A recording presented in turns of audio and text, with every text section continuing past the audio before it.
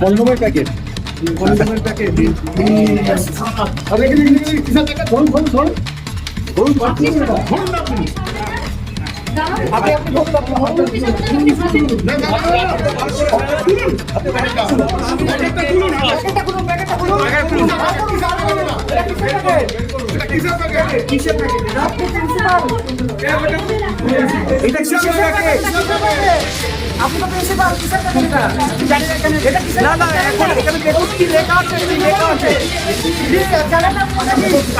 হ্যাঁ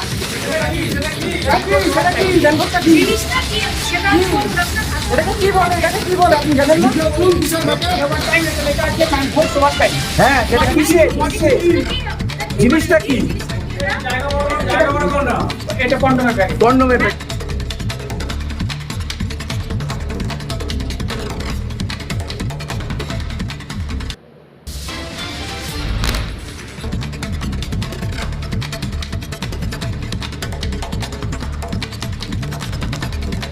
টাকাগুলো অ্যাকাউন্ট সেকশনের ছিল। হ্যাঁ অ্যাকাউন্ট সেকশন এত টাকা ক্যাশ প্রায় কোটি টাকার কাছাকাছি। হচ্ছে অ্যাকাউন্ট সেকশনের, ওনার কাছে আন্ডার লক অ্যান্ড কি ছিল। আচ্ছা তা আপনারা বুঝতে পারেননি এত টাকা ডে টু ডে পাঠানো দরকার, না তো কি পাঠাচ্ছে না পাঠাচ্ছে এটা পুরো অ্যাকাউন্ট সেকশন তো কিছু জানায়নি, ওটা পুরোটাই রেসপন্সিবিলিটি ওদের ছিল। ডে টু ডে পাঠানো হয়নি, ডে টু পাঠালে এত টাকা জমা থাকা দিত, ব্যাংকের কাছে এত টাকা হবে না। তাই তো হ্যাঁ ব্যাংক তো পাঠাচ্ছে, এত তো আমরা তো আজকে জানতে পারলাম উনি পাঠায়নি টাকাগুলো। আগে কেন জানতে পারেননি? আগে তো ওরা অ্যাকাউন্ট সেকশনের রেগুলার কি ট্রানজাকশন করে পাঠাচ্ছে, সে তো অ্যাকাউন্ট সেকশনের পুরো ম্যাটারটা অ্যাকাউন্ট সেকশন। এই টাকা কি সরানোর কোথাও সরানো কি একটা প্ল্যানিং ছিল না? হ্যাঁ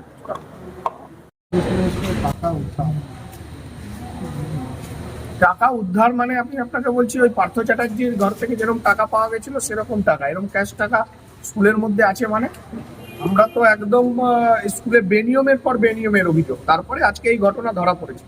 আরো বিস্তারিত এখানে যারা ছিলেন একদম আমার, যে কারণে আমি বীজপুরে এই শিক্ষা ব্যবস্থা দেখার জন্য দুজনকে আমার নমিনি অ্যাপয়েন্ট করেছি, যারা স্কুলে ডেটা ব্যাংক তৈরি করবে। সেই সমস্ত খুঁজতে খুঁজতে কোথায় শিক্ষা নিয়ে কি হয়েছে, এই আমাদের স্কুলে এখানকার বাচস্পতি স্যার আছেন, গৌতম বাচস্পতি, ডক্টর অনির্বাণ গাঙ্গুলি আছেন, এনারা স্কুলে ডেটা ব্যাংক তৈরি হচ্ছে সব জায়গায় খুঁজছেন। তো এইখানেও অনেক বেনিয়ম আমাদের কাছে এই স্কুলের মাস্টার মশাইরা করেছে। এই খুঁজতে গিয়ে তো দেখা যাচ্ছে এই ভয়ঙ্কর ব্যাপার, টাকার মেশিন এসছে, গোনা হচ্ছে, কোথায় থামবে, একটা প্যাকেটে 26 লাখ বেরিয়েছে, তো কয়েক কোটি টাকা।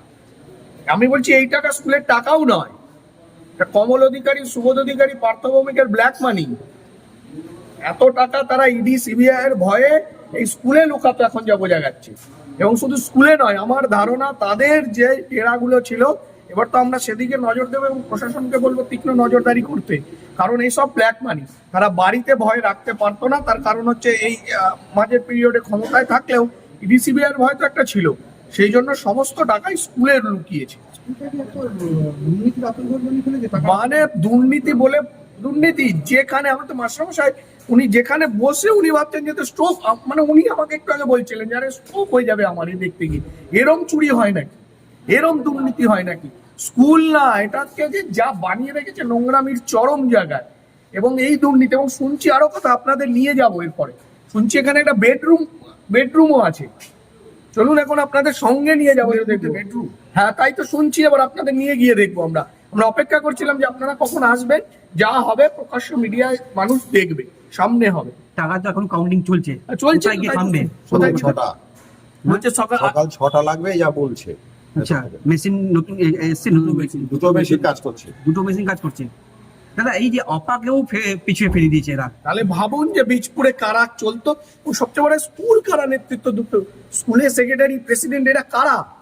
কমল অধিকারী পৌরসভার চেয়ারম্যান এবং সুবোধ অধিকারীর মদতে ও তার মাথার উপর গডফাদার ছিল পার্থ ভৌমিক, তাদের ব্ল্যাক মানি। এই টাকার যদি খোঁজা যায় এই ব্ল্যাক মানি ওদের, কারণ স্কুলে এত টাকা কোথা থেকে থাকবে? শিক্ষা প্রতিষ্ঠান থেকে সেফ জোনে রেখে দিয়েছিল।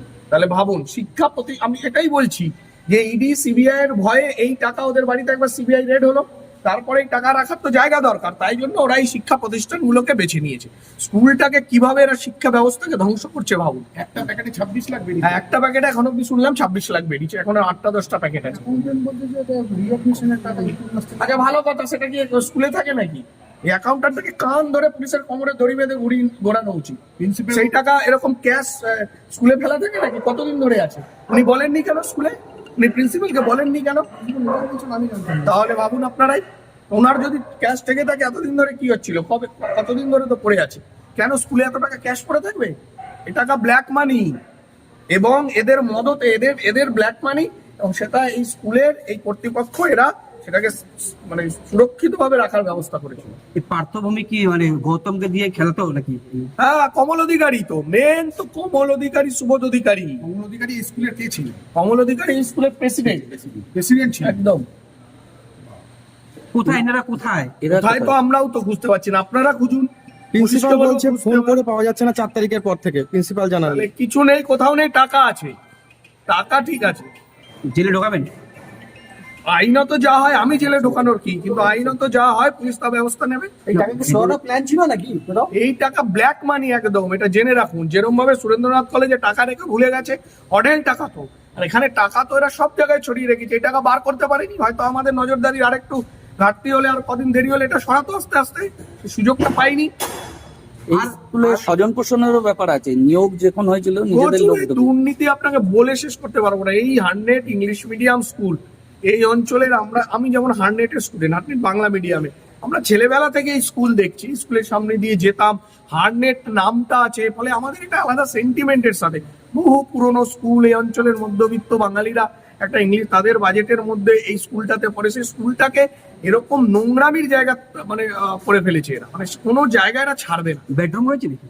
তাই তো শুনছি, চলুন এখন আপনাদের সামনে গিয়ে দেখবো। বেডরুমে কি রয়েছে? কি আমরা তো যাইনি, আপনাদের নিয়ে যাবো। চলো